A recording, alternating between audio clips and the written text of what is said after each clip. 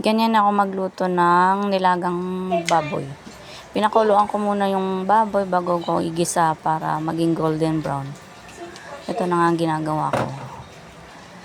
Pag mainit na yung mantika, sibuyas lang ginagamit kong panggisa kasi pag may bawang mabaho daw, sabi lang. Pero, it depends naman sa inyo. Ayan na nga. So, igisa muna natin hanggang maging golden brown bago lagyan ng tubig para mas masarsa. Charot. Yun ang ginagawa ko. So, it's my way of cooking. Just watch it. Kung gusto mong sundan, go for it.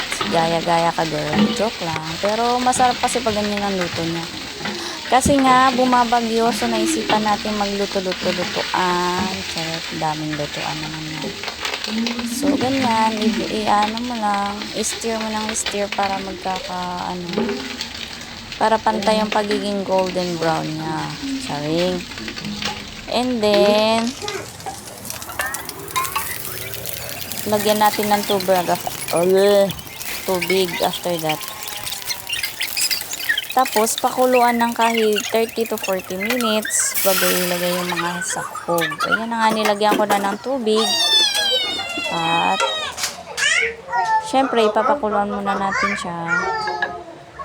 Destroy na, So, kapag kumukulo na, dyan ko nilalagay yung pork cubes, paminta, asin, betchin, magic sarap, kung ano naman yung pwede mong ilagay dyan, ilagay mo na lahat para sama sa pagbuboil.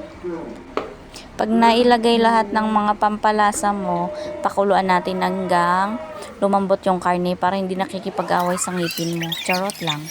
Aha. So, pag kumulo na until medyo malambot, ilagay natin yung patatas tsaka yung saging na saba. Para sama sa pagpapalambot pa rin. So, ito na nga, tapos ng pagpapalambot, ilagay na natin ng gulay, pampahaba ng buhay. Pechay bagyo ang ginamit ko dyan kasi mas mahal ang cabbage. Nagtitipid tayo, girl. Kaya, ganyan na muna.